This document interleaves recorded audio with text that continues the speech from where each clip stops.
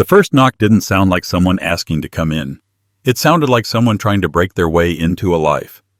It hit the cabin door at exactly 5 a.m. Sharp. Dry. Final.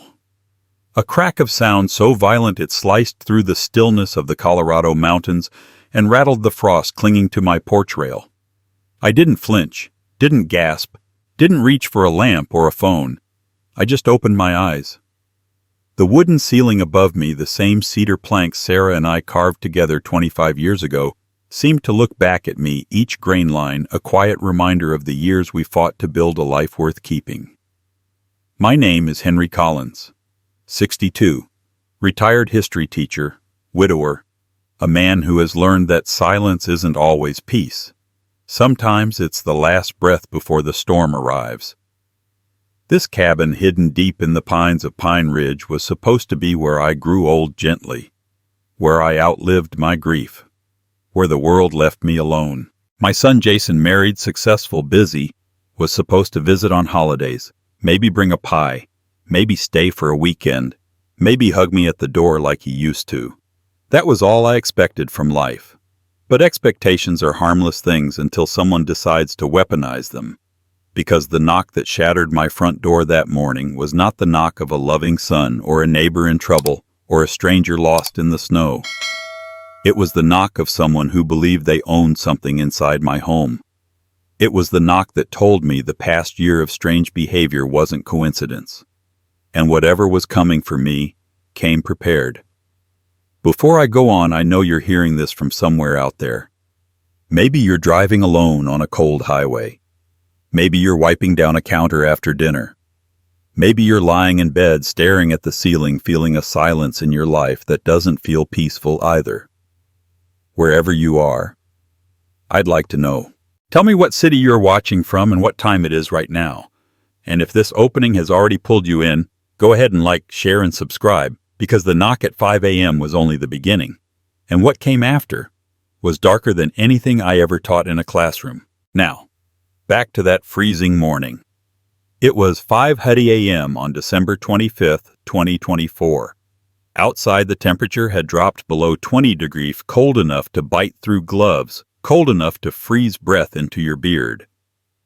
The second knock came harder, faster, urgent, like the person outside wasn't fighting the cold, but fighting their own fear. Then a man's voice broke through the wood. Dad opened the door. "You need to get out right now, Jason." His name slammed into my mind, dragging me backward through years of memories back when he used to sit on this very porch doing homework, feet swinging, eyes wide as he asked me about the Civil War. But the voice outside wasn't the boy I raised. It was tight, sharp, shaking in a way that didn't belong to him.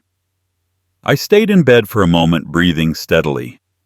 Not because I was surprised, but because I'd been waiting for this moment for months, ever since things around the cabin started feeling wrong. Ever since Maddie, his wife, entered my life like a cold wind, no one invited. My phone buzzed on the nightstand. I picked it up, the screen icy against my ear. "Mr. Collins." A hesitant, trembling voice. It was Ben, the new gate guard at Pine Ridge. "I'm sorry to wake you, sir, but your son is at the gate. He says this cabin now belongs to him. He's carrying paperwork. Do you want me to call the police?" I inhaled deeply, letting the cold air settle in my chest. "No," I said, my voice low and steady. "Let him in." Ben hesitated. "But, sir, he says he has legal documents. He looks really stressed, I'm not sure." "Open the gate," I repeated, calm as stone, "and make sure the logbook is filled out. Full name, time of entry, reason for visit. Don't skip a single line." A long silence. Then, "Oh, okay. Are you sure, sir?" "I'm sure." I set the phone down and stood. The wooden floor creaked softly beneath my feet. This cabin never hid its sounds. It was honest. Something the situation outside my door definitely wasn't.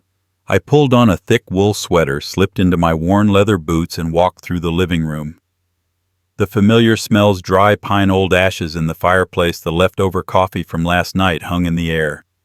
But something felt different, as if the cabin itself knew what was coming and was holding its breath. Outside, Jason's pickup truck growled up the gravel slope. Tires crunched, a door slammed, then his voice raw with anger, fear, and something else. Something that didn't belong to him. "Dad, I know you're in there. This isn't your home anymore." I unlocked the door and pulled it open. The porch light blinked on, washing his face in a harsh yellow glow, half red from the cold, half from rage. In his hand was a red file folder, the kind Maddie always used to make herself look professional. "You already signed this," Jason said, holding the papers out like an eviction order. The cabin was legally transferred. Maddie checked everything. I glanced at the signature, and my heart sank, not from shock, but from recognition. It looked like mine, 95% identical, close enough to fool anyone who didn't know me. But I knew every curve of my own hand, and the final stroke on that signature. I never curved it downward like that. "Jason," I said quietly, "you really believe that's my handwriting?" He didn't meet my eyes. His breath fogged in short, frantic clouds. "Maddie said you've been slipping, forgetting things." His voice broke and he swallowed. "She said you shouldn't be living alone anymore." I stayed silent for a few moments, long enough to see it clearly in his eyes. This wasn't doubt. This wasn't confusion. It was blind trust placed in the wrong person. Then he said the sentence that sliced through the cold and went straight into my chest. "If you don't leave, Dad, I'll have to call the police." A sharp gust swept across the porch, sending mist curling around his legs. His eyes trembled, but his voice tried to stay hard. "The boy. I raised the one I drove to school every morning, the one I taught how to hold a hammer, the one who used to fall asleep on my chest during snowstorms, wasn't standing in front of me anymore. What stood there was a stranger, a man shaped by months of lies, a man repeating someone else's words as if they were his own. This wasn't Jason speaking. This was Maddie's voice, cold, calculated, rehearsed. And in that moment, I finally understood that Christmas morning was only the beginning. There are losses that never fully close. You don't move on from them. You simply learn to live beside the empty space they leave behind, like a door in your house that never quite shuts, letting in a thin draft just cold enough to remind you it's still there. On Christmas morning 2024, when Jason stood on my porch, pounding on the door as if I were some intruder in his life, I knew that moment didn't begin that day. It began 12 years earlier on a snowy afternoon that cracked my world open. 2012, the year everything broke. I still remember the sound of the phone ringing in the teacher's lounge. That ring felt different, heavy, cold, as if it already carried the news I never wanted to hear. Sarah, my wife, had been fighting her illness for nearly 2 years. We hid as much as we could from Jason. He was still too young, too gentle, too unprepared for the cruelty of slow, quiet pain. When the hospital told me to come as soon as possible, I knew I was walking into a hallway with no return. Sarah held my hand until the very last breath. I remember her eyes, not because she said anything, but because in that final look, she trusted me with the rest of her story. That night I drove back to the Pine Ridge cabin alone. Snow was so thick the truck tires nearly slid off the narrow path, and inside my head, nothing was clear. But when I opened the cabin door, the first thing I saw were Jason's shoes placed neatly by the fireplace. He had been waiting for me for hours, and when he looked up, I only needed one glance to know, from that moment on, I wasn't allowed to fall apart. I moved to the cabin permanently a few months later. Part of me simply couldn't bear the house full of memories we built together. The other part needed a place where I could breathe without hearing hospital machines echo in my mind. I spent my early days repairing every corner of the cabin, the sagging porch roof, the soft rotting step, the thin crack in the window. Sarah once said, "We'll fix that tomorrow." Tomorrow never came. I woke every morning before 6, made coffee. opened the book Sarah left unfinished, or stood by the window watching fog slide off the pines. No one called my name. No one scolded me for leaving my boots outside. No one brewed cinnamon tea in the kitchen. But the cabin, cold and lonely as it was, gave me something the town could not silence. A silence not meant for hiding, but for healing.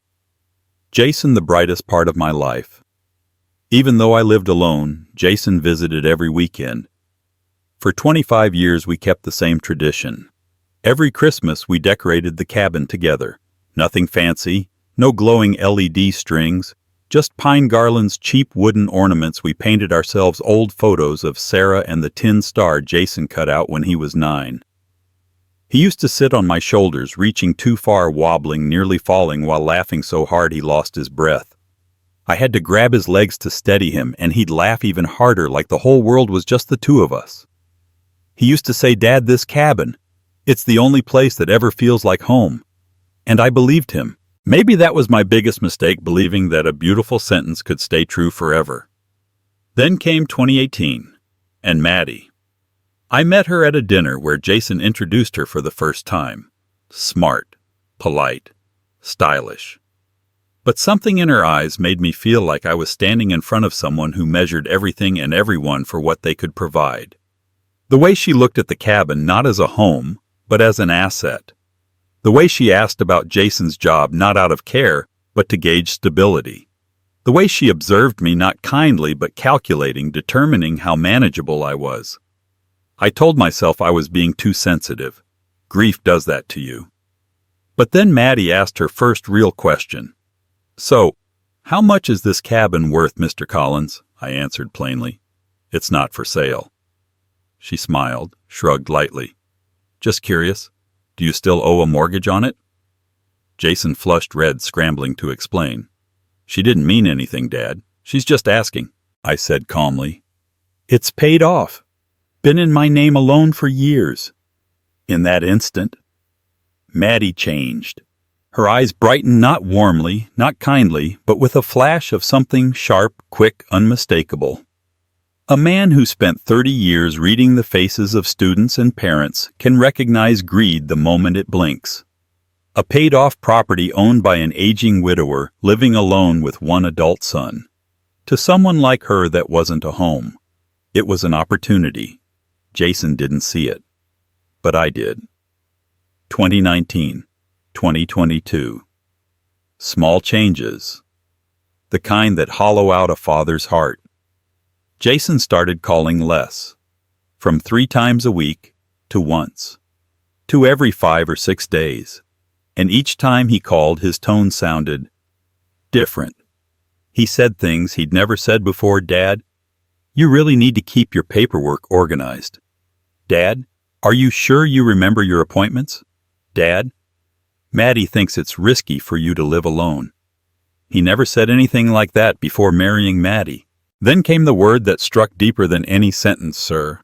I'd been Dad for 36 years, but in just a few months, I had become Sir, like a stranger he bumped into at a gas station. There was no big fight, no dramatic explosion, just little shifts, tiny quiet shifts enough to widen the distance between us every winter. I remember the last time Maddie asked about the cabin in the summer of 2022.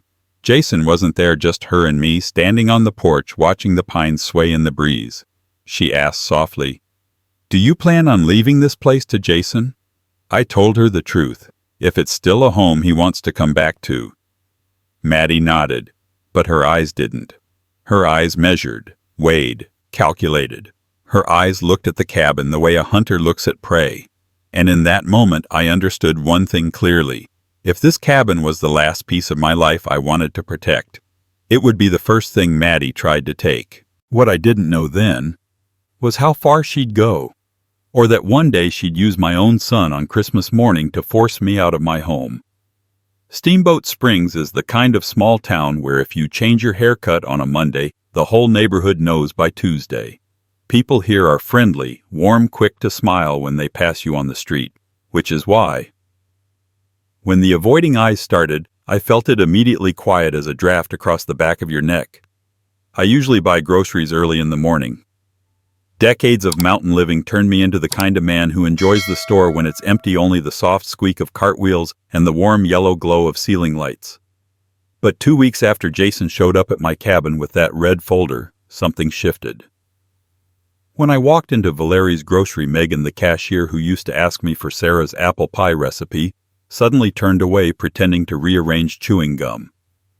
I greeted her. She nodded quickly, eyes down, hands trembling as she scanned my milk. The next time a young cook at the diner I frequent looked at me with a strange kind of pity and asked, almost whispering like he didn't want to startle me, You okay, Henry? Folks say you forgot to lock your door. Twice. I froze. Where'd you hear that? He swallowed. People talk. Don't know who started it. That was the first moment I felt something pushing me out of the life I'd lived for more than a decade. Something invisible but lingering, like frost collecting on your hair when the temperature drops below zero. So I started taking notes. Old teacher's habit. Everything needs evidence. A timeline. Something written down so no one can twist the story. I opened a notebook. What time I woke up, how far I walked, when I called Jason, when I locked the doors always before 8 p.m. every single night, when I left coffee on the stove, every little thing, not because I doubted myself, but because I had the unsettling feeling that someone wanted me to. 2 days later, I received a letter from the HOA. The envelope was thick, neatly sealed. Nothing unusual at first glance. But when I read it, the cold inside my cabin felt colder. Mr. Collins. Several residents have reported nighttime wandering, shouting, and unsafe behavior in freezing temperatures. I read each word, each line, each accusation. None of it true. Not one single event had ever happened. I'd lived in Pine Ridge 12 years without a single strike or warning. The HOA was strict but never unfair. I called Sam Turner, my neighbor 2 houses down. A good man, the same one who helped me fix my porch during the 2019 blizzard. Sam, I asked you, heard anyone say I've been yelling in the middle of the night? Sam paused, long enough for me to hear the unease in his breath. Henry, I heard Maddie asking around about you, asking if you'd been acting different lately. I thought it was odd, but I didn't think she'd file an actual report. I could tell from his voice he didn't know what to believe anymore. Not because of the rumor, but because rumors, when repeated enough, start sounding like truth. I hung up, feeling a cold heavier than the mountain wind. The next day, an email arrived from a suspicious address, propertytaxdept.net. It claimed I owed overdue supplemental property taxes and had ignored at least 3 prior warnings. I sat up straight, pulled out all my tax records. I'd paid everything on time for 10 years. What made me freeze wasn't the message. It was the sender's address tax. Support at propertytaxdept.net. The dot was in the wrong place. A small error. But not an error a government office would ever make. Only a fake would. I dragged my chair closer, opened my laptop, and compared it with the real county address. It took me less than a second to see it. Similar, but not real. Similar enough to fool anyone, but not a man who spent 30 years grading essays, correcting punctuation for hundreds of students every semester. Someone was behind this. Someone wasn't just spreading rumors, they were building an entirely new narrative. One convincing enough to make outsiders believe I was becoming forgetful. Steamboat Springs isn't big. Rumors here move faster than snow melting off rooftops in the first warm week of spring. Within 3 weeks, I became the old eccentric man up the hill. People thought I wandered at night, thought I forgot to lock the doors, thought I screamed without remembering, thought I paid taxes late. No one asked me what was true. And that was the part that scared me the most. People are quick to believe something bad when it comes from a confident voice. And someone was making that voice. Maddie's. One night around 3 a.m., I stood in the center of my cabin looking out through the window. Nothing outside. No intruders, no strange sounds. No footprints in the frost. But I knew none of this was random. Avoiding eyes, false rumors, the HOA letter, the fake tax email, Jason's sudden changes, Maddie asking whose name the cabin was under. All the pieces were starting to click, forming a picture I was being forced to see. A picture someone wanted others to believe that I was losing my mind. And if they succeeded, I wouldn't just lose my reputation. I wouldn't just lose my dignity. I would lose the cabin, lose my life as I knew it, lose everything Sarah and I ever built together.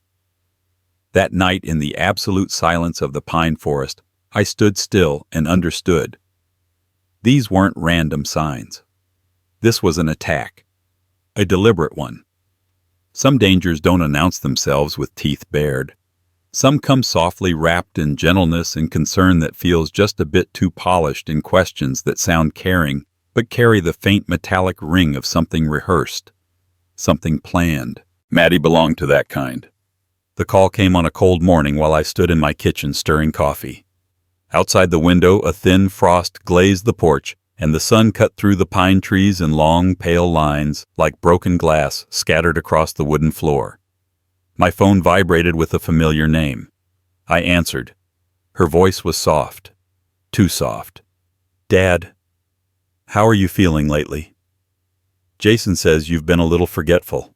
We're just worried about you." "Okay." I didn't respond right away. Instead, I let the silence sit between us long enough to expose the cracks in her tone. "Maddie," I said slowly, "I'm fine." Yes, I know," she replied, but it sounded like she was following a script. "It's just Jason, and I think it would be safer if you had a memory check. Nothing big. I already made an appointment with a top specialist, Dr. Evelyn Torres.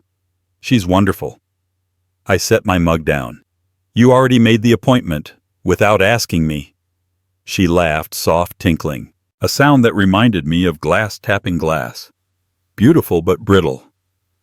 "Oh, don't get upset, Dad. We're only trying to help. You know how older folks sometimes don't realize what they forget.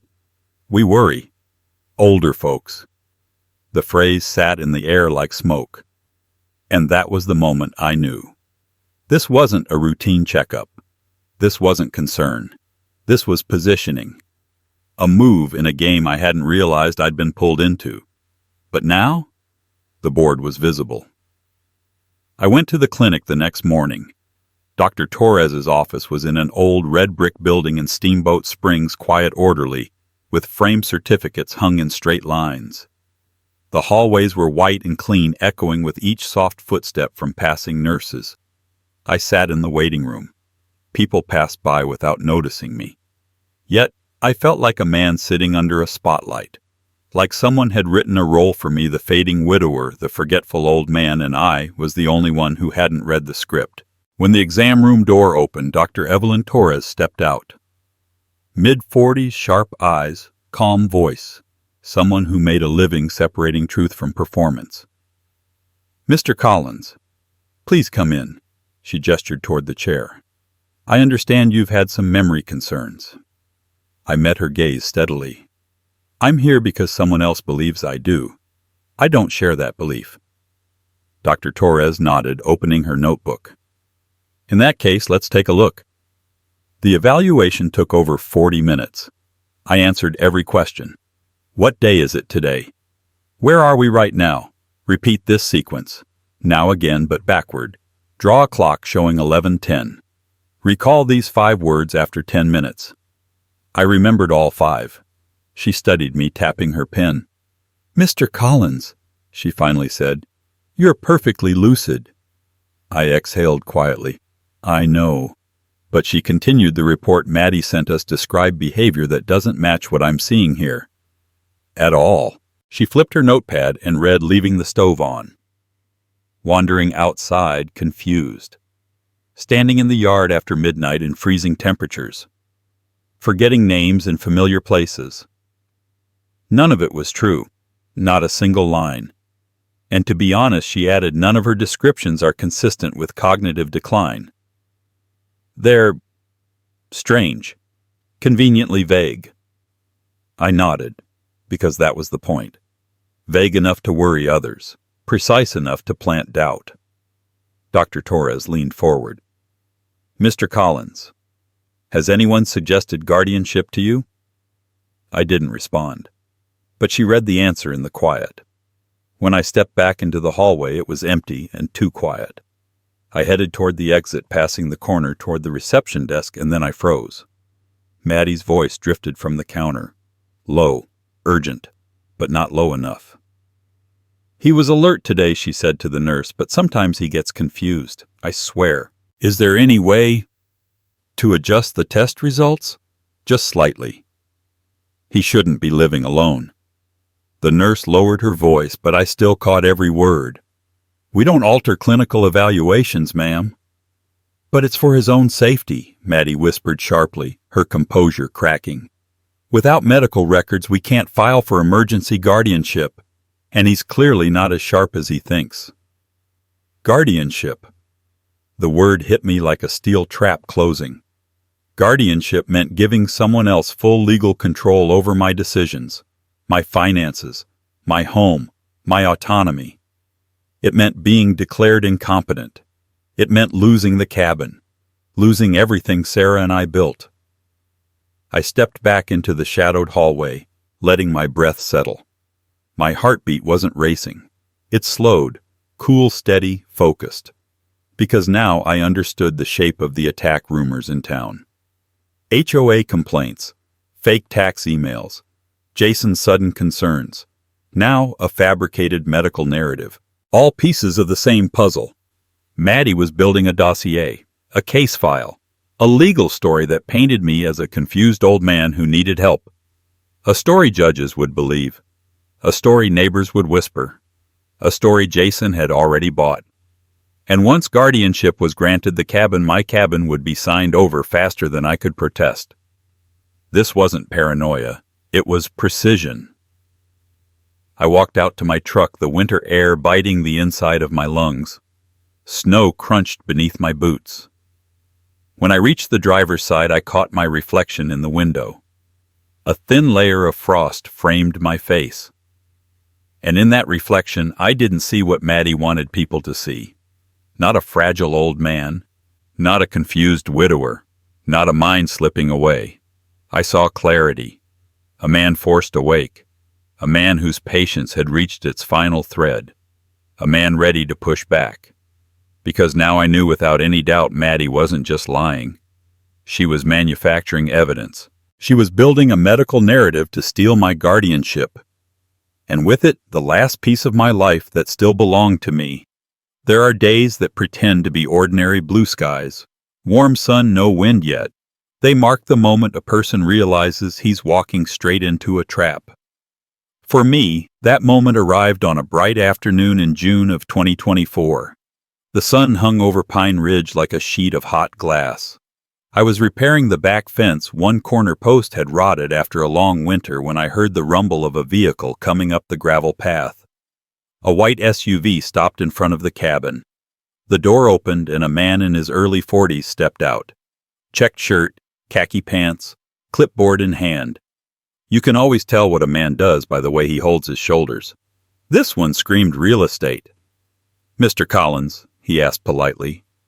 "That's me," I said, setting my hammer down. "I'm Tom Granger, a property appraiser. I was hired to perform an evaluation for a pre-listing." I narrowed my eyes against the sun. A pre-listing for what I asked. Tom looked at his clipboard, visibly confused. "For this cabin, sir, the owner requested an appraisal." "The owner," I repeated. "I am the owner. And I didn't request anything." He blinked. That was the moment I truly looked into his eyes and saw something important. He wasn't a con man. He was a man caught in the middle, unsure which direction danger came from. "Sir, the order is valid," Tom said quietly. "There's paperwork, including your signature." A cold ripple traveled across my scalp. "Let me see that."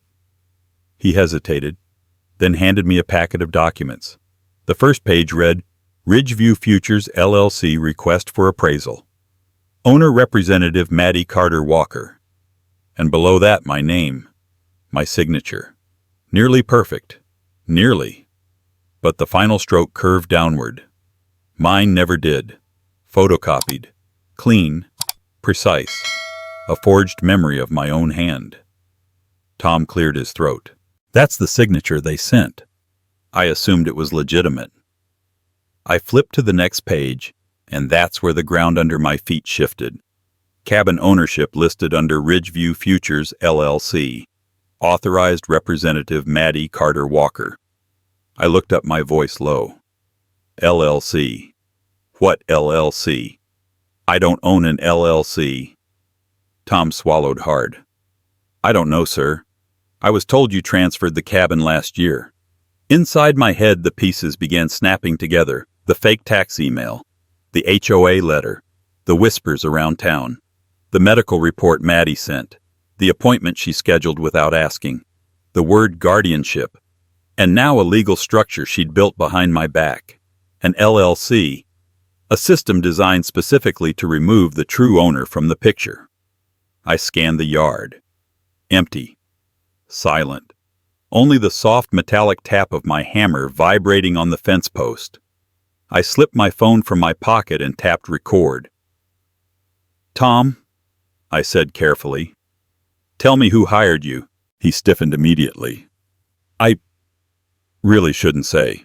You already showed me paperwork with a forged signature, I replied quietly. So let's not pretend your hands are clean here. He exhaled a long, defeated breath. It was Maddie, he whispered. She contacted me as the managing member of Ridgeview Futures, LLC. My jaw tightened. And she told you what exactly? That you'd signed everything months ago. That you were confused lately. He shifted uncomfortably. She said you'd forgotten some documents and that this was just a formality. I let the silence stretch, a long, cold silence. Even the birds seemed to sense it and stayed quiet. Tom glanced over his shoulder, his voice dropping. To be honest, sir, I have a bad feeling about this. I probably shouldn't be saying this, but the transfer documents they sent me looked like photocopies that had been edited, not clean originals. My pulse didn't speed up. It slowed, steady, heavy, deliberate. What exactly did Maddie say to you? I asked. He took a step closer, lowering his voice to a whisper. She said, don't worry, he won't remember signing, and if he argues, that's just more proof he shouldn't be living alone. My stomach turned to stone. There it was. Not an implication, not a hint, a strategy, a manufactured decline, a planned takeover. Tom kept talking, though every word seemed to weigh on him. They also sent me a draft of an old deed transfer. It didn't look right. The edges were blurred like someone copied a copy of a copy. I've seen people try to clean up old documents before. It never feels natural. I stared at him. Did she tell you what they intend to do with the cabin? He shook his head. No, but she asked me to speed up the appraisal. Said it needed to be listed soon. Very soon. Of course it did, because once the appraisal was done, they could move forward with selling the cabin through the LLC, a process that would cut me out entirely. My cabin, my land, my memories with Sarah, everything I had left. And Maddie had built the legal shell around it piece by piece. A forged signature, a fake transfer, a newly formed LLC, a manufactured narrative of a confused old man slipping away. Tom shifted awkwardly, lowering his clipboard. I'm sorry, sir, he said softly. I can't get involved in this any deeper. I thought this was a routine job. But it isn't. He took one step back, then another. Before leaving, he said one last thing, quiet enough that only the wind might have heard it. I follow whoever's listed on the paperwork, and she said you wouldn't remember signing. She said if you protested, that would just prove her point. Then he turned, got into his SUV, and drove away down the gravel path. Dust lifted behind his tires, shimmering in the afternoon light. I stood alone in front of the cabin. No anger, no yelling, no panic, just clarity. The clarity of a man who finally sees the shape of the battlefield. Maddie had crossed a line she could never step back over. And from that moment on, I knew I couldn't rely on Jason. I couldn't rely on the town. I couldn't rely on anyone's sympathy or belief. I had only one weapon left. The one thing Maddie could never forge, never manipulate, never erase. The truth, and the patience of a man who'd spent a lifetime watching people lie through their teeth. There are things you can't see on the surface, not because they're hidden, but because they're designed to move underneath everything you trust, like groundwater carving through the earth waiting for the right moment to collapse an entire hillside. For me, the LLC was that underground current, and I knew I needed help, not from a friend, not from Jason, but from someone who could see straight through forged ink and carefully crafted lies. That someone was Ruth Bennett, an elder law attorney in Boulder, Colorado. I drove down to Boulder on a bright morning in early July of 2024. The sky was an irritating shade of blue, the kind of blue that pretends the world is fine, even when yours is quietly coming apart at the seams. Ruth's office sat inside a low glass building near the University of Colorado Boulder. It looked harmless, almost academic. But I knew better. Places like that were where people fought over Will's estates and the quiet kinds of betrayals that never made the news. When I walked in, Ruth was already waiting.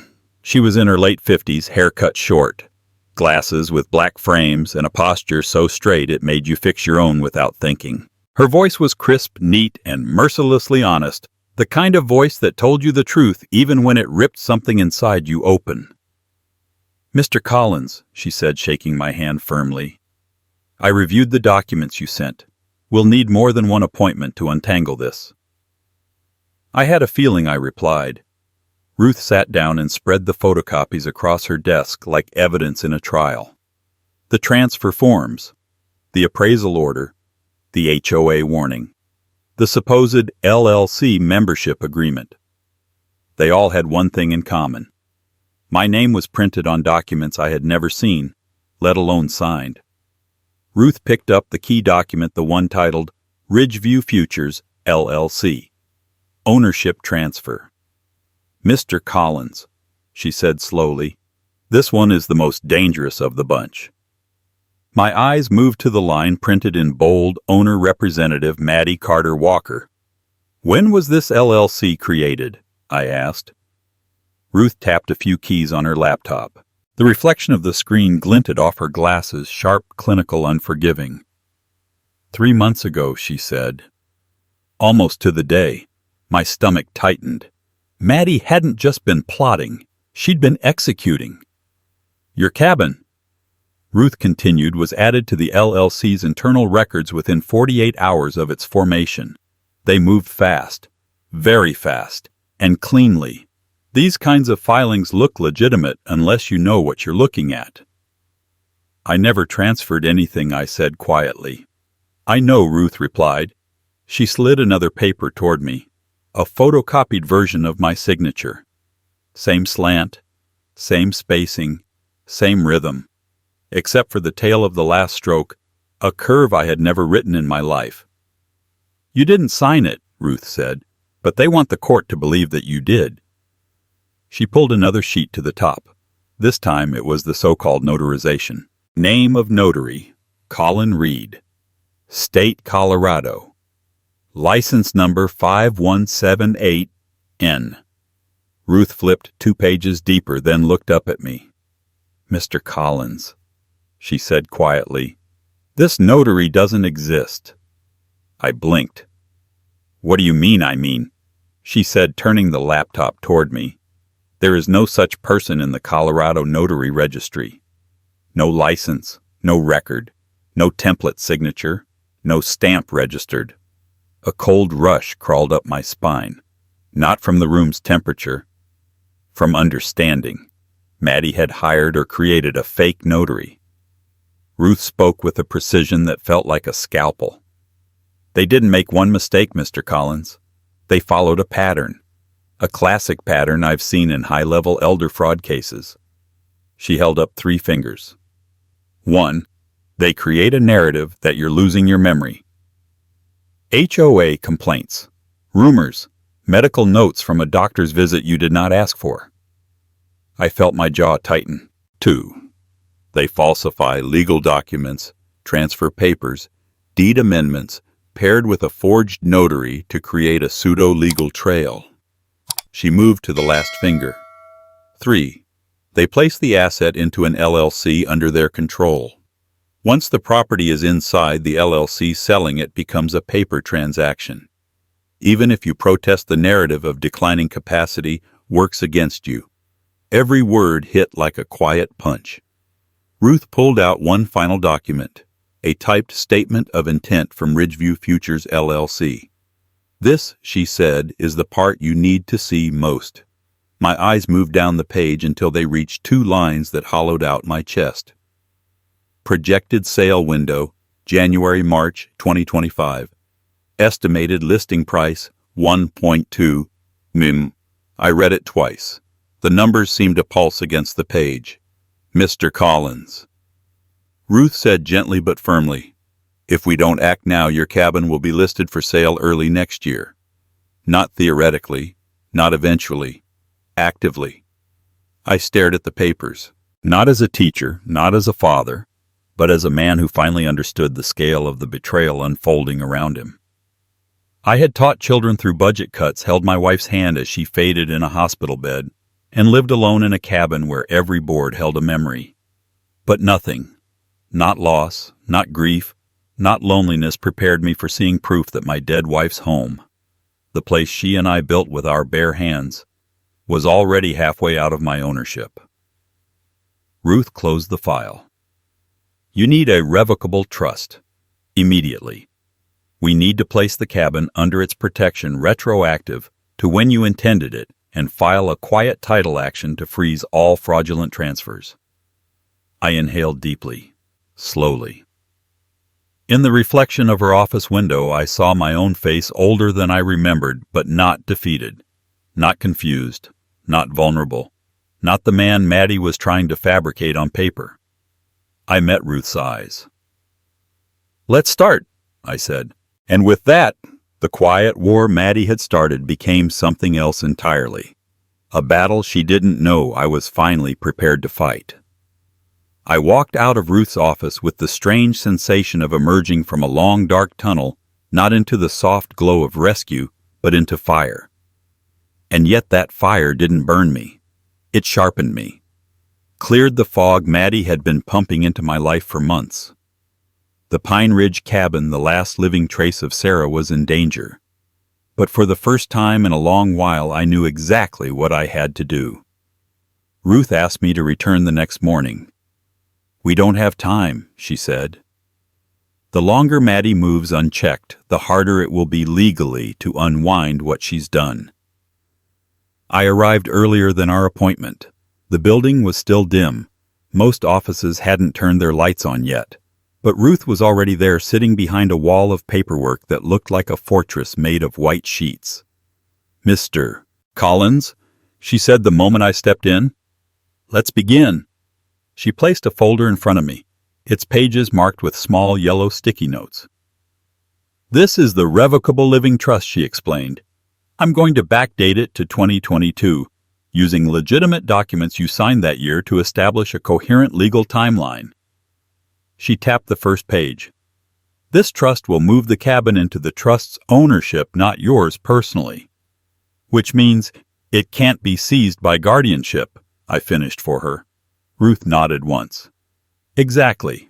If an asset is inside a trust, even if a court later rules that you need a guardian, the cabin cannot be sold or transferred without the consent of the trustee. And I want you as trustee," I said plainly. Ruth froze for the briefest moment. Not out of shock, but out of the weight of responsibility in my request. Then she nodded again, slower this time, deeper. "I'll serve as temporary trustee," she said, "until this situation is fully resolved." She handed me a pen. "When you sign here, the cabin is no longer within Maddie's reach."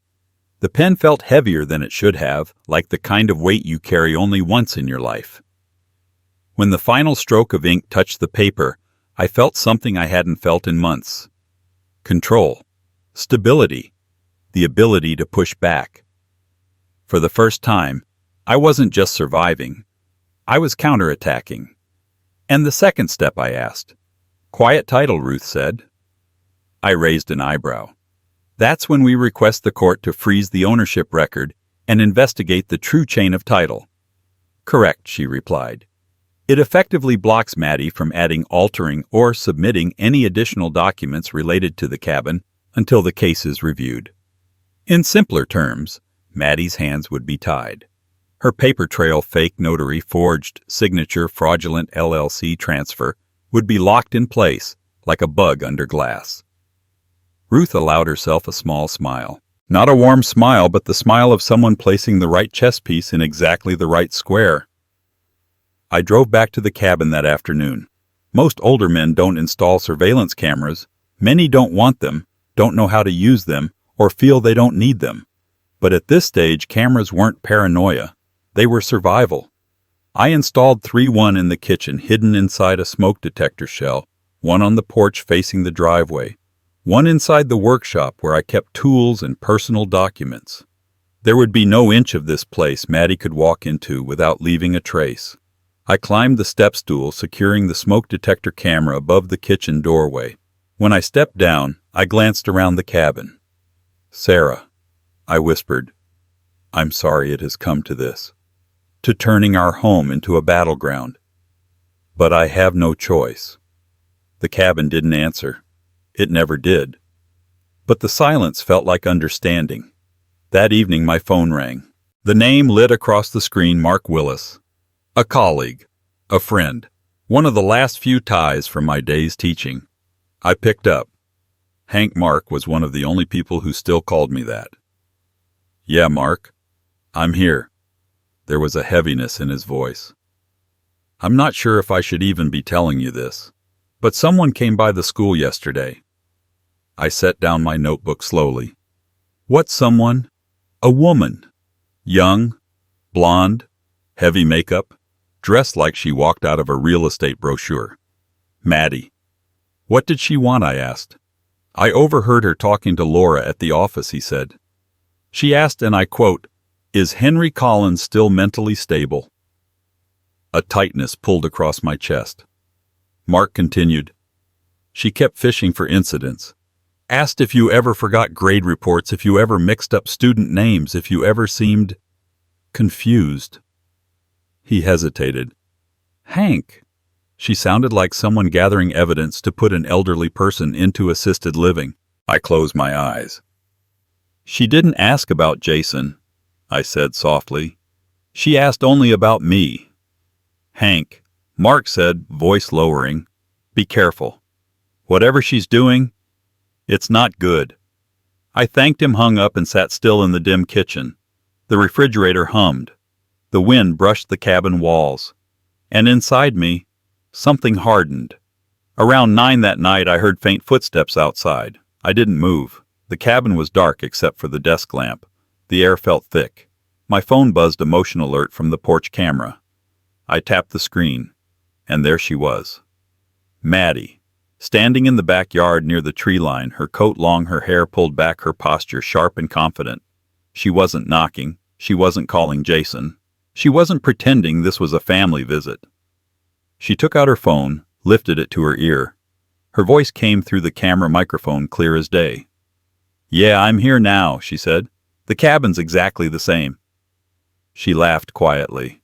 He'll be in a nursing home before New Year's. Everything's ready. I leaned closer to the screen. She continued, voice dripping with certainty. Don't worry. The guardianship hearing will go fast. Once the court sees he's unsafe living alone, it's over. She paused, listening to the person on the other end. Then, and the cabin. We'll have it by summer. She hung up, adjusting her coat like she'd just finished a pleasant walk. Then she left, calm, unhurried, like a woman who believed she had already won.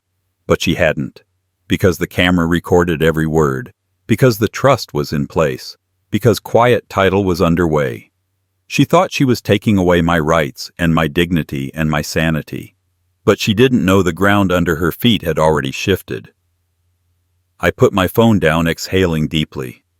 In the thick silence of the Pine Ridge cabin, I finally understood something with absolute clarity. The battle had entered a new phase. And this time, I wasn't just defending. I was ready to strike back.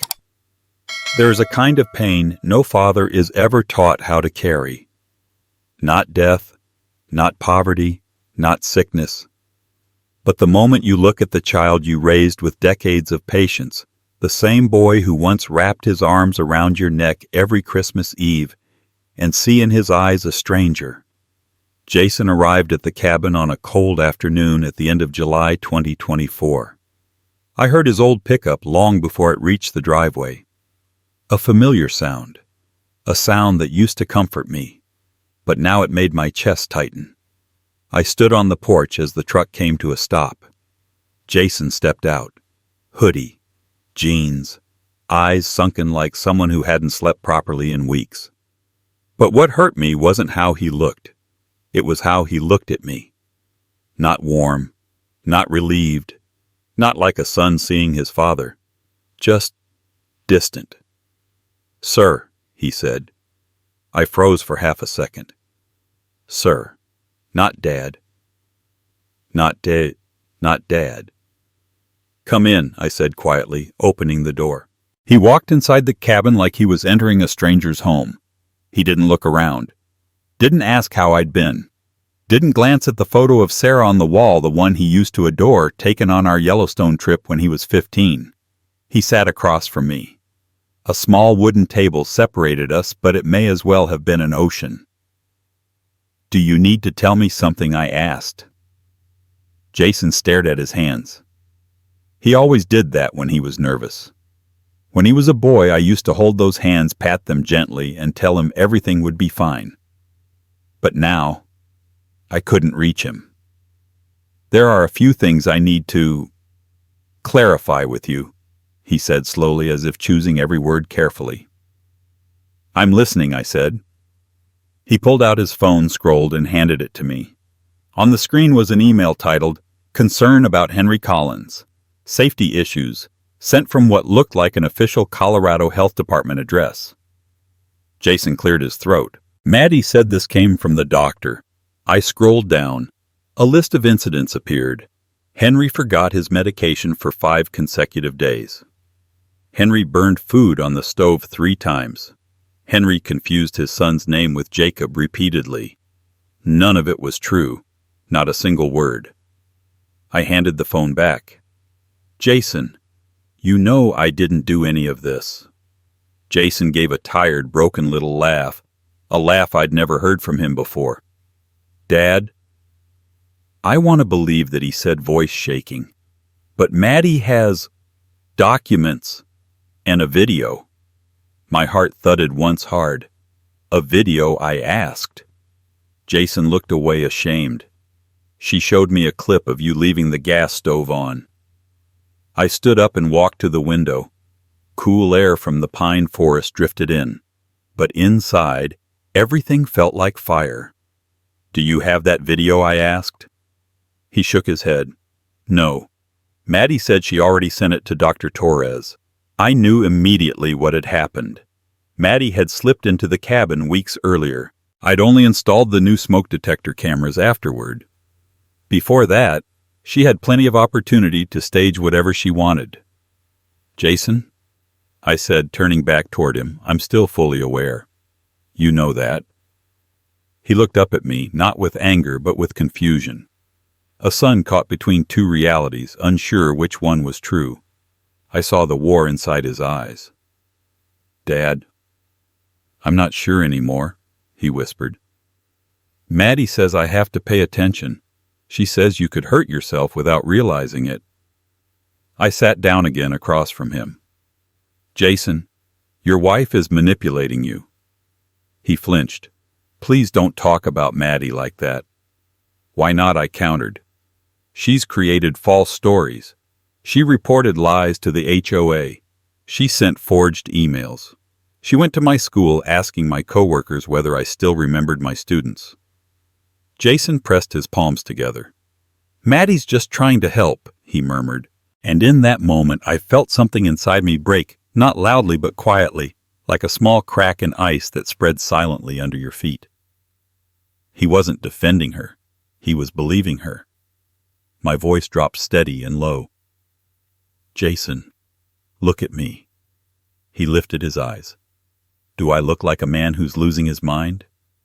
He stared for a long time. A very long time. "No." "But," he muttered. "There is no but," I said softly. "You're doubting the man who raised you, who taught you to read maps, who helped you with every history paper, who never once let you down." Jason's jaw tightened. "I'm trying to do the right thing," he said. "Then look at facts," I said, gently leaning forward, "not at stories someone else is feeding you." Silence fell, heavy, thick, suffocating. And then Jason said something he didn't mean to say, something that slipped out before he could stop it. "Maddie thinks this cabin should be used for our future, for our family. So, it belongs to us." I stopped breathing for a moment, not because of the cabin, not because of the money, but because I had just heard my son repeat Maddie's words word for word like an echo. Jason's face paled. "I didn't mean I'm not saying I mean," Maddie said. I raised a hand gently. "Jason?" I said quietly, my voice almost unbearably calm. "I understand." He swallowed hard. Understand. What I looked at my only child, the boy I'd taken to Yellowstone, the teenager who decorated the Christmas tree with me every year, the man I had loved with every part of my heart. And I saw the truth. You've chosen Maddie's side. He opened his mouth, but no words came. When Jason left that day, I stood on the porch and watched his truck disappear down the hill. No anger, no shouting, no slammed doors. Just a quiet, bitter truth settling in my bones. I no longer had a son beside me. What I had was a grown man pulled by the strings of a wife who saw my cabin not as a home but as a reward she deserved. And in that moment, I understood something I'd been avoiding. This wasn't just a family conflict anymore. It was a war. And the person swinging the sword wasn't Jason. It was Maddie. And I knew the battle ahead had just changed shape. Completely. Some storms don't roar. They don't uproot trees. They don't leave broken branches or shattered windows behind. Some storms sweep away something far more fragile. Your credibility, your peace, and sometimes the life you've built. My storm began with a white envelope. Late August 2024. The envelope at the door. One cool morning at the end of August, I stepped onto the cabin porch to pick up the newspaper. The wind coming down from the Rockies carried the familiar scent of pine sap, clean, sharp grounding. But that morning, lying next to the Steamboat Today newspaper on the stone steps, was an envelope stamped with the logo, Carter Realty Group. My heartbeat thickened. I tore it open. Inside were 3 documents: a listing preview, a broker agreement, an internal valuation form. Every single document carried my name. Every single one carried my signature. My signature. The same curved flick at the end of the line, the same stroke someone thought an old man wouldn't notice. I lifted the paper closer to my eyes. On the corner, prepared by Carter Realty Group for Ridgeview Futures, LLC. I inhaled sharply. That LLC, the shadow Maddie had created, had followed me from Boulder all the way back into my home. I sat down slowly on the wooden porch chair. A gust of cold wind slapped my cheek as if trying to keep me awake, reminding me that time was moving faster than my age allowed. My cabin, my last piece of Sarah, was being prepared for sale. Not maybe. Not one day. Not if things go bad. No. The sale was in motion. A knock on fate. Sam's warning. Around noon, I heard the sound of bicycle wheels climbing the gravel path. It was Sam Turner, my neighbor 2 houses down the hill. Hank, he called even before he reached the porch. He looked uneasy. Not the uneasy of gossip, the uneasy of someone who's afraid of being right. He didn't waste time. I think you should know. 3 strangers were at your place this morning. I lowered the watering can in my hand. What kind of strangers? Cameras, Sam said. The kind realtors use. They were shooting photos of the porch, the windows, even the back deck. My jaw tightened. Sam glanced around, then added quietly, "And they asked me when you'd be moving out." I felt my chest freeze. "What did you tell them?" "I told them you weren't going anywhere." He paused. But one of them held a folder. Said something about the cabin being scheduled for handover before January 2025. "Hank, they talked like you were just a tenant." A long silence sat between us. Sam looked at me with an expression I'd hoped never to see on a friend's face, pity mixed with doubt. "Hank, is everything okay? Are you still managing things fine?" I swallowed slowly. "I am, and I'll prove it." Sam nodded, the long, tired nod of an old man who has watched too many people lose their footing. Then he rode back down the hill. I closed the cabin door behind me, and for the first time in years the inside didn't feel like a home. It felt like a cell. Tom's call. The first crack in Maddie's wall. By late afternoon my phone rang.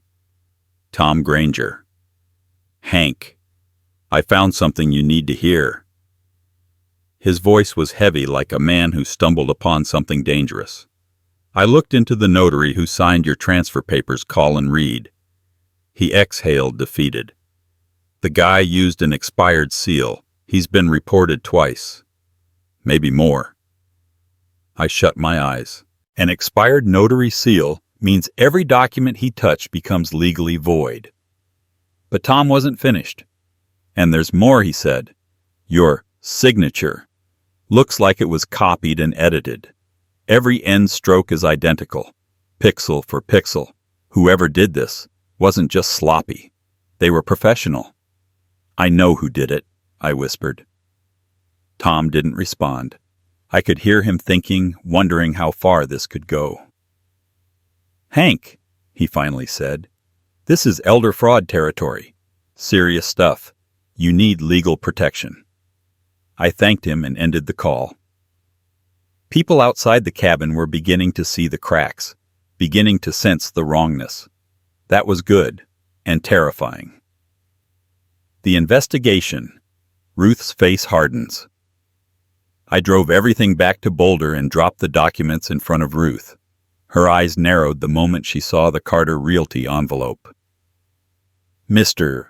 Collins," she said, flipping through the pages with the precision of a forensic examiner, "these are classic forged identity documents layered with notary fraud. Every one of them." I sat down across from her, my hands clasped together like I was bracing myself against an invisible wind. "How was she planning to sell my cabin?" I asked. "Like this," Ruth said, tapping a page. "A digital scan broker agreement saying you gave Carter Realty full authority to list the property. Signature is a photocopy. Date is from a day you ironically were in a woodworking class with 12 other seniors." A dry, bitter chuckle escaped me. "So that's why she chose that date." "Exactly," Ruth said. "The perfect alibi day. Ironclad if only the signature hadn't been forged." She opened her laptop and logged into the county system. Rows of filings and pending requests lit up on the screen. I didn't understand all of it, but she did. And as she scrolled, her expression hardened to stone. "Hank," she breathed, "you need to see this." She rotated the screen toward me. A line of text glowed like a knife. Draft. Emergency guardianship petition. Filed by Maddie Carter. Walker. Status. Pending, not submitted. I leaned forward. "Read it again. Then again." Every time I blinked, the letters sharpened like they wanted to be sure I didn't mistake their meaning. Ruth explained, gently but firmly, "This is a draft, not submitted yet.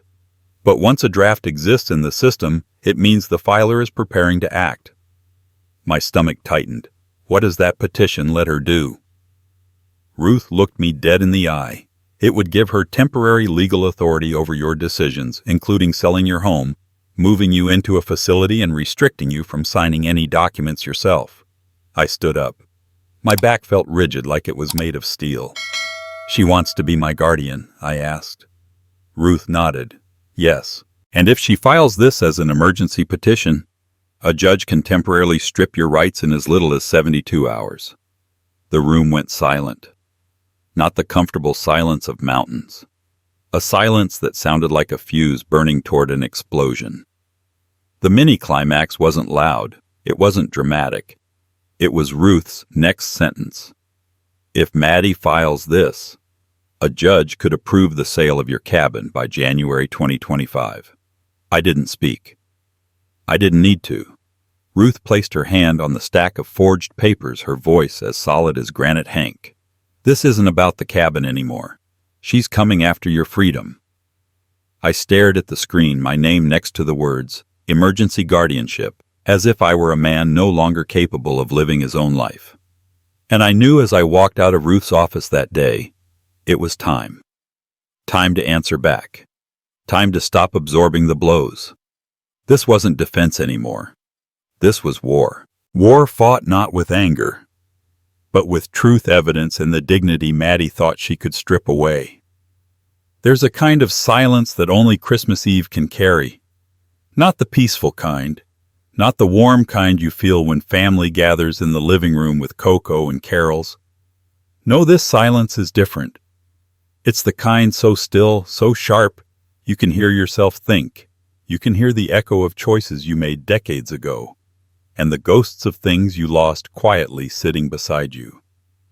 On the night of December 24th, 2024, Pine Ridge had no snowfall, but the air was cold enough to sting 12 degrees Fahrenheit. The old cabin absorbed that cold, letting it seep through the wooden floorboards and into my bones like a warning from winter itself. I sat in the workshop, the same room where I once taught Jason how to hammer a nail without wrecking the wood, how to drill straight, how to fix a broken shelf. The same room where he once laughed so hard he fell over back when the two of us built a bookcase that collapsed onto my foot. He laughed until he couldn't breathe. And I laughed too, because that's what fathers do when their sons find joy in their mistakes. Now the workshop held only silence. The tin box. On the workbench sat an old tin box, worth nothing to anyone else, worth nearly everything to me. I opened the lid slowly. Inside were scraps of a life that used to be whole, a tiny pair of gloves, a toy truck missing a wheel, and at the very bottom, a Christmas card from 1993. Jason wrote it when he was 8. Blue marker, crooked letters, hands still sticky with gingerbread dough. Dad, you're my hero. I ran my fingers across the faded ink that had bled ever so slightly because his hands were damp when he wrote it. I could still see him standing there that morning, cheeks dusted with flour, eyes bright enough to outshine the tree lights, so proud of a card that cost nothing but meant everything. And I couldn't help but wonder, when did that little boy stop looking at me like that? When did Dad, you're my hero, turn into silence? When did he start believing someone else's voice over mine? I closed the tin box and pressed the lid until I heard a soft click. A tiny sound, but it felt like a period at the end of an entire chapter of my life. The cabin holds its breath. Only one bulb lit the workshop, a soft yellow circle that cast long shadows across the floor. Those shadows stretched like long highways, carrying every year I'd lived in this place. I stood, stretched my back, and opened the laptop. The window reflected me. A 62-year-old man with silver at his temples, an aging face carved by years of teaching loss and responsibility, but with eyes clearer now than they'd been in months. I opened the camera app. Every corner of the cabin was visible, the porch, the backyard, the kitchen, the workshop. All quiet, until the phone vibrated. Motion detected. Driveway porch. Cam. My heart didn't race. My hands didn't shake. Fear wasn't part of me anymore. What came over me instead was the instinct I'd honed through decades of teaching, the instinct that knew exactly when someone was lying. I tapped the notification. Headlights cut through the thin fog. A shadow stepped out of the SUV. Tall, long coat, brown leather boots. Maddie. She stood in the driveway like a buyer inspecting property she already considered hers. I unmuted the audio. Her voice seeped into the workshop like oil poured onto open flame. "Yeah, I'm here. Tomorrow morning it's done." She tilted her head, studying the cabin as if considering its resale value. "Henry will sign," Maddie said. "Or we'll have him removed. Either way, the cabin will be ours." I didn't flinch. My hand rested lightly on the table. Maddie went on, her voice smooth, rehearsed, confident. "Jason will be here at 5 a.m.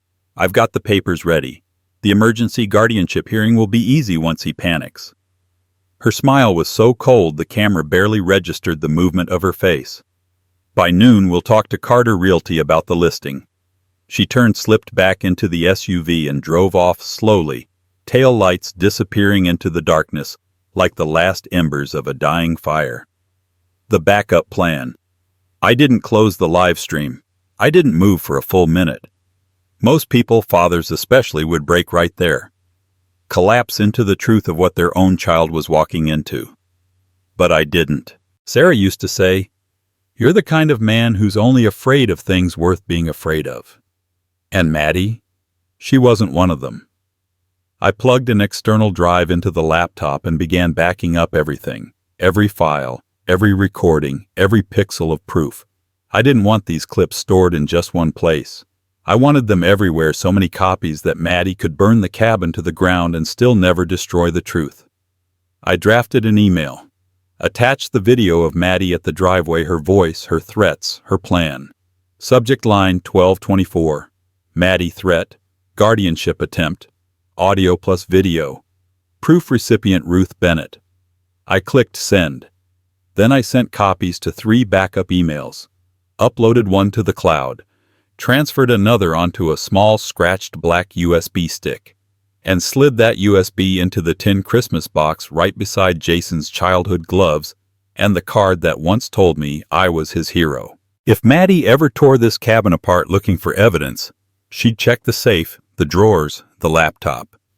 She would never check a rusty tin box filled with toddler memories. Keeping the cold. I walked into the living room. The fireplace had gone cold hours ago. I didn't relight it. I wanted the chill.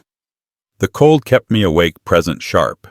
I looked at Sarah's photograph on the wall, the one from Montana, her smile, bright hair blowing in the wildflowers. In a whisper barely louder than breath, I said, "Sarah, I promise you I'll keep this place, no matter what." Wind slid through the crack under the door. Cold, but clean. Pine Ridge always carried a wind like that, a wind born from places too wild for greed to reach. But somehow Maddie had reached anyway, not with boots, but with ambition. The longest night.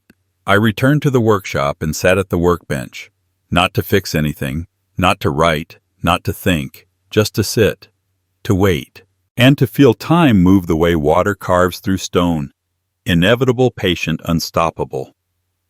I thought about Jason, the boy who once made me prouder than any student ever had. The boy who held my hand crossing busy streets. The young man who believed truth lived in details because I taught him that. Now he believed the wrong person, believed the wrong story. But I wouldn't pull him back with words, not with pleading, not with lectures. He would see the truth himself. He would see it at 5 a.m. on the porch where he once played with toy trucks. Standing in the cold he used to complain about. He would see everything. I didn't sleep, didn't close my eyes. I simply waited for dawn. The dawn that would close one chapter and open another, a chapter Jason had no idea was coming. Because tomorrow, he wouldn't just see his father. He'd see the woman he married. He'd see everything she did, the lies she spun, the traps she laid, the cruelty she hid behind concern. And he'd see it Not because I told him, but because Maddie herself had said it on camera under the cabin's porch light with her own voice. At 2:13 a.m., I restarted the cameras, double-checked every backup file, and returned to my seat. I folded my arms, watched the yellow lamp glow against the old workbench, and waited for the sun. Christmas Eve had never felt so long, but for the first time in months I didn't feel alone. Not because anyone was standing beside me, but because I finally knew one thing with absolute clarity. Tomorrow isn't about defending the cabin anymore. Tomorrow, the truth will speak. Some mornings begin with birdsong. Some begin with a soft sunrise slipping over the mountains. My Christmas morning, December 25th, 2024, began with fists pounding against my door hard enough to shake the hinges loose. But unlike the first time, the morning I woke, confused, hurt, and blindsided this time. I was waiting. I sat in the chair beside the door, a thick wool sweater over my shoulders, a mug of coffee still steaming on the table. I knew Jason would arrive at exactly 5 a.m. I knew he'd have the documents Maddie forced into his hands. I knew he'd yell, frantic, angry, no longer the son I raised. But I wasn't defending myself anymore. I was prepared. 5:00 a.m. Sharp. Bang. Bang. Bang. The door shook like someone was trying to break it down. Dad. Open the door. You need to leave now. Jason's voice raw, shaken, carrying the frantic energy of someone caught between fear and manipulation. Just like 6 months earlier. Except this time I was the one who opened the door. The cutting blue light of dawn spilled across Jason's face. He was breathing hard, clutching that red folder like it was a lifeline. Dad, I have the paperwork. It's legal. You signed it. Maddie said. I met his eyes. Jason, I said, my voice low, steady, sharp as a blade laid flat. Call the police. Now. He blinked. A full second of frozen confusion. Dad? You don't understand. Maddie said, call the police, I repeated. Or I will. Jason stared at the red folder as if it had suddenly become a threat. Then slowly, he reached for his phone. 13 minutes later, a white and blue sheriff's SUV crawled up the icy hill. Snow powder puffed under the tires. Officer Linda Brooks stepped out, mid-40s, calm eyes, upright posture, the kind of cop who didn't miss details. I'd met her once years ago when the neighbor's shed was broken into. Linda looked at Jason first, saw the panic in his face, then turned to me. What's going on here, Mr. Collins? Jason jumped in before I could speak. He refuses to leave my property. I have the deed. I have it right here. His hand shook as he offered the documents. Linda held out her hand. Let me see. Jason handed them over like a child handing over a failing report card. Linda flipped through the papers slowly. The wind tugged at her hair. She paused at the notary stamp. Colin Reed, she read aloud. Then her eyes narrowed. Where did you get this? From my wife, Maddie. She said Dad signed everything. She said it's notarized and valid. Linda didn't answer. She took out her work phone and tapped into the Colorado notary database. I saw the moment her eyebrows drew together. There is no registered notary named Colin Reed, Linda said firmly. This stamp expired in 2018. Jason's eyes widened. No. No, Maddie said. Linda cut him off gently, but firmly. These documents are invalid. The words hit Jason like a physical blow. He stepped back, stunned. And then, Maddie arrived. Another car pulled into the driveway. Door opened. Maddie stepped out like she was arriving at a brunch meeting, not the scene of a legal confrontation. Long coat, hair pulled tight, makeup perfect. She smiled a soft, syrupy smile she used when she wanted someone beneath her to feel small. What's everyone doing out here in the cold? She let out a little laugh. Jason, honey, Did you give the officer the original deed? She pulled out a yellow envelope. Here, this is the real one. Henry signed it. It's notarized. Everything is legal and proper. Linda lifted a hand. Give it to me. Maddie handed it over, confidence practically dripping off her. Linda opened it, studied each line, then said very clearly, the signature was lifted from a 2016 document.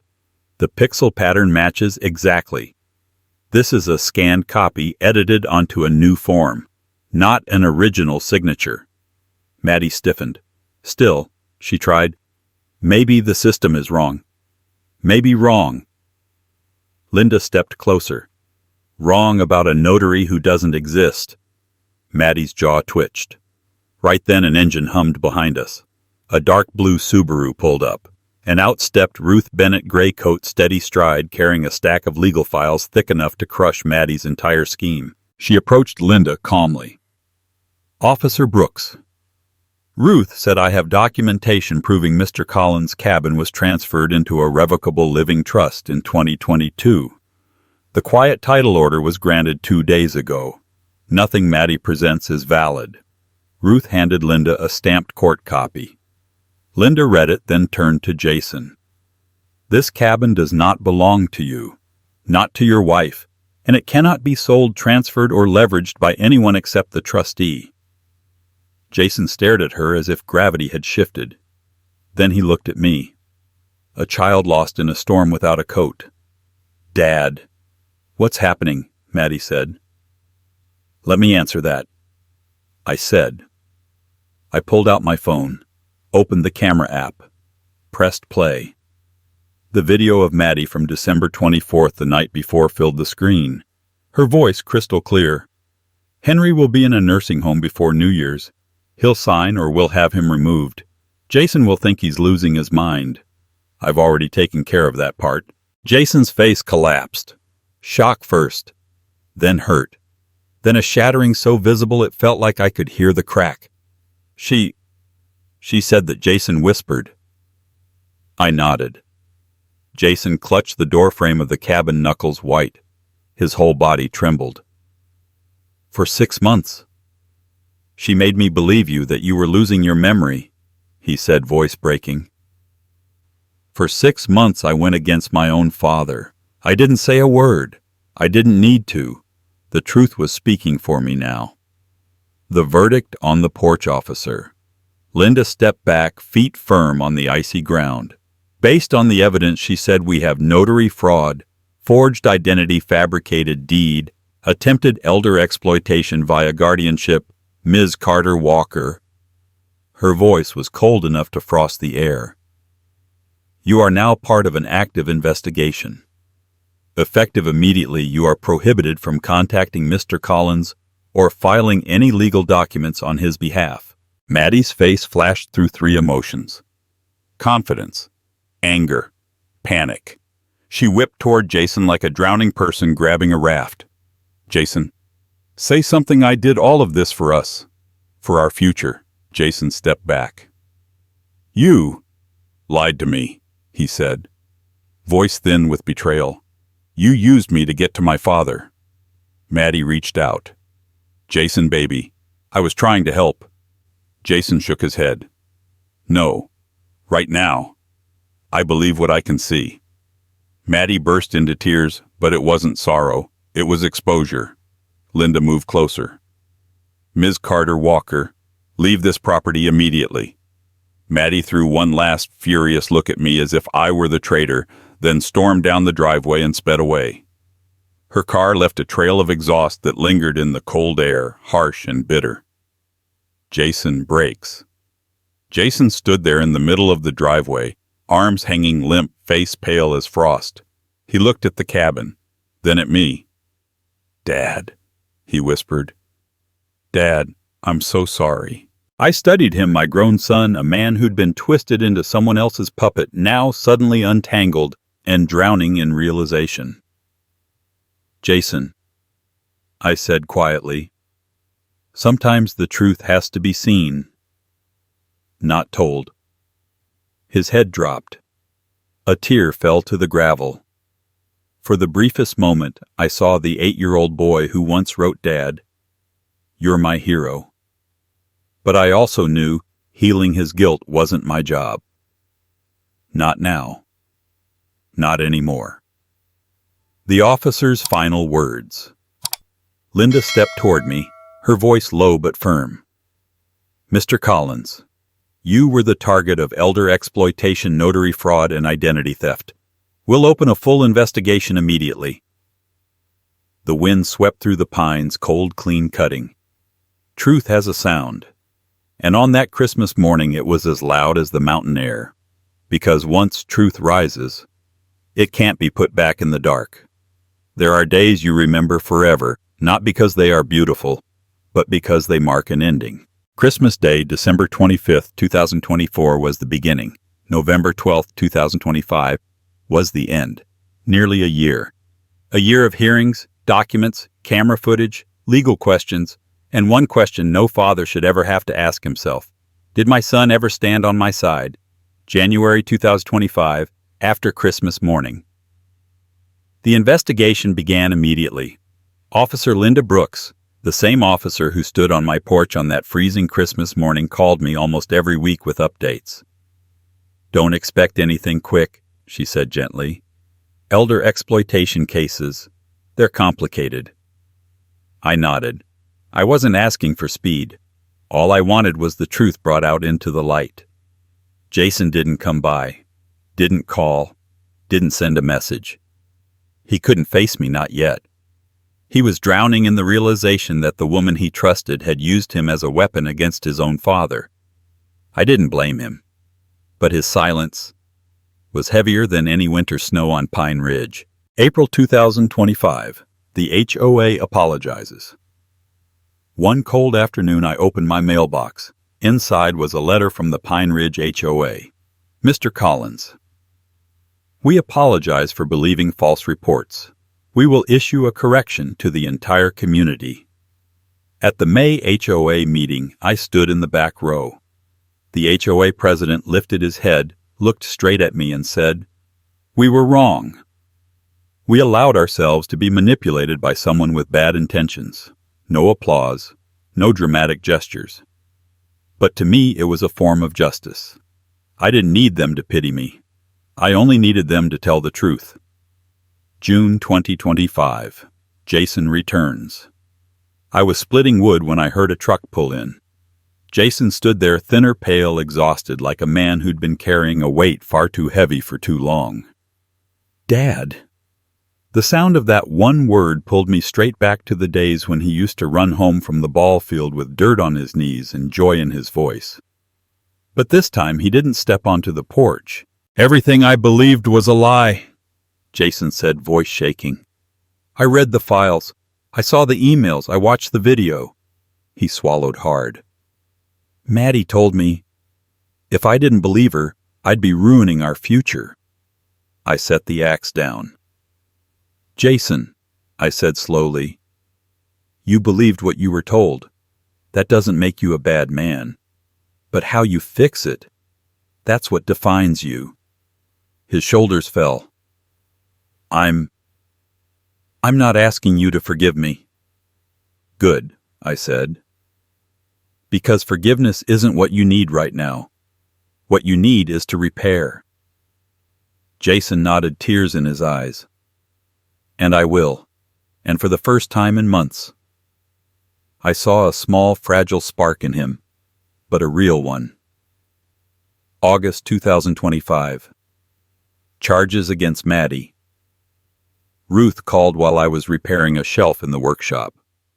"They're charging her," she said. 3 counts: notary fraud, identity theft, elder exploitation. I didn't feel triumph or anger. Just a quiet sense like the final puzzle piece had been put in place. Ruth asked, "Do you want to attend the preliminary hearing?" I shook my head. "I don't need to see her. Justice doesn't require my presence." October 2025. Jason comes back again.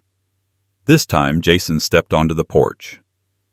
"Dad, I know I broke your trust," he said softly, "but I want to earn it back. I looked at him, at the grown man carrying the consequences of his own choices, and I said, "You can't fix a year of damage with one apology. You fix it with years of doing the right thing." Jason nodded. "I understand. And I will. Whether you ever trust me again or not." And for the first time since everything fell apart, I believed him. Not because the words were perfect, but because the truth was finally in his voice. November 12th, 2025. The end final hearing. The judge gave Maddie 2 years probation, a no-contact order, and approved a wider investigation into her past notary dealings. Jason received a mild penalty, mandatory legal education investigation fees, and a record noting negligence. But he walked out of that courtroom with his back straight, not avoiding my eyes. "Dad," he said quietly, "I won't let anyone use me to hurt you again." I didn't hug him, didn't pat his shoulder. I just said, "All right." That was all I could give a chance, not a full forgiveness. Forgiveness takes time, but I was willing to take one small step toward him. Back at the cabin. A new Christmas. That afternoon, sunlight fell through the workshop windows. Dust floated through the air like tiny memories. I was repairing the wooden chair, the same chair I had abandoned a year ago during the darkest days. Old cracks needed glue. Warped pieces needed sanding. Like my life. Like my relationship with Jason. Not perfect, but repairable. I sanded the seat slowly, carefully. The smell of pine filled the room. Outside, the wind whistled through the trees. Not a threatening sound anymore. Just wind, ordinary, calm, harmless. For the first time in a year, the cabin felt like a home again. Not a battlefield. Not a place someone tried to steal. Mine. Rightfully. Legally. Secure. I ran my hand across the smooth wood. "Justice doesn't need to be loud," I murmured. "It doesn't need to scare anyone. It only needs 2 things, truth, and the patience to wait for it to win." I looked around the workshop, the room I once feared I'd never work in again. But I was here, still standing, still myself. Jason wasn't fully back. We had a long road ahead, but that wasn't what kept me up at night anymore.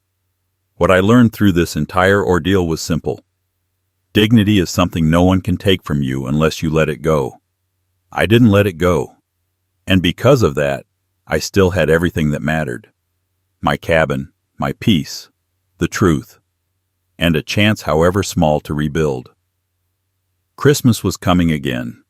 No big tree, no sparkling lights, but peace. Yes, and that was enough. If this story stayed with you, go ahead and hit that like button. Tell me in the comments where you're watching from. I truly love reading your stories too. And if you'd like more real-life drama, quiet justice, and endings that bring a little peace, make sure to subscribe. Thank you for spending part of your day with me. It means more than you know.